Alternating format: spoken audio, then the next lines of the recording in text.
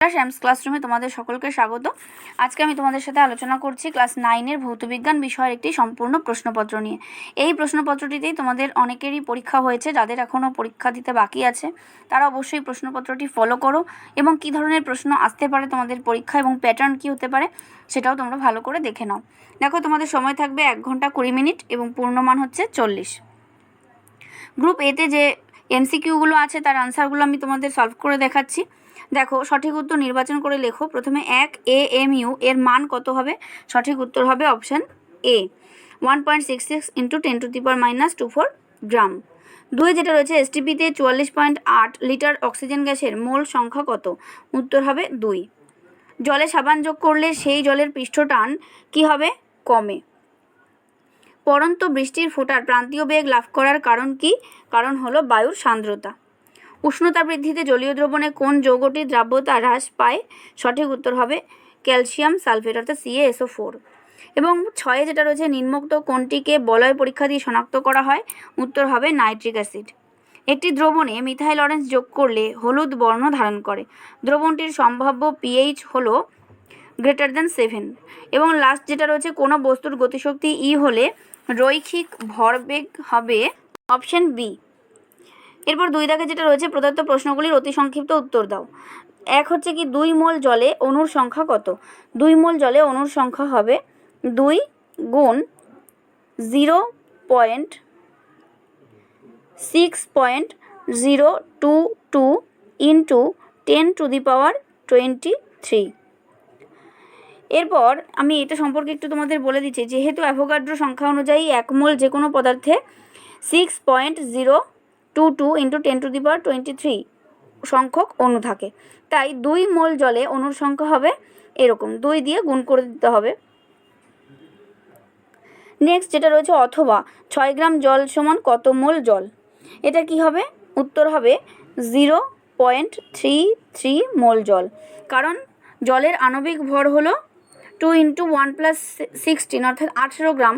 তাহলে 18 গ্রাম পার মোল।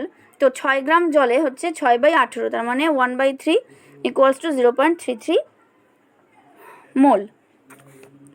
এরপরে 2 দাগে যেটা রয়েছে, ব্যারোমিটারে পারদের লেভেল হঠাৎ নেমে গেলে কিসের পূর্বাভাস পাওয়া যায়? ঝড়ের পূর্বাভাস পাওয়া যায়।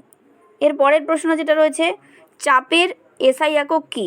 চাপের SI একক হলো পাস্কাল। নেক্সট, অথবা চাপের মাত্রা লেখো। চাপের মাত্রা হলো, দেখো আমি তোমাদের লিখে দিচ্ছি, mL⁻⁻1 আর T⁻²। এর পরের প্রশ্ন হচ্ছে, প্রান্তীয় বেগে গতিশীল বস্তুর আপাত ওজন কত? উত্তর হবে 0। পরের প্রশ্ন, কৃত্রিম উপগ্রহে আর্কিমিডিসের নীতি প্রযোজ্য হবে কি? না। কারণ কি? আর্কিমিডিসের নীতি তরল বা গ্যাসীয় মাধ্যমে বস্তুর উপর ঊর্ধ্বমুখী প্লবতা বলের সাথে সম্পর্কিত। তাহলে কৃত্রিম উপগ্রহে অভিকর্ষজ ত্বরণ প্রায় 0, সেই জন্য প্লবতা বল কার্যকর হয় না, তাই আর্কিমিডিসের নীতিও প্রযোজ্য হয় না।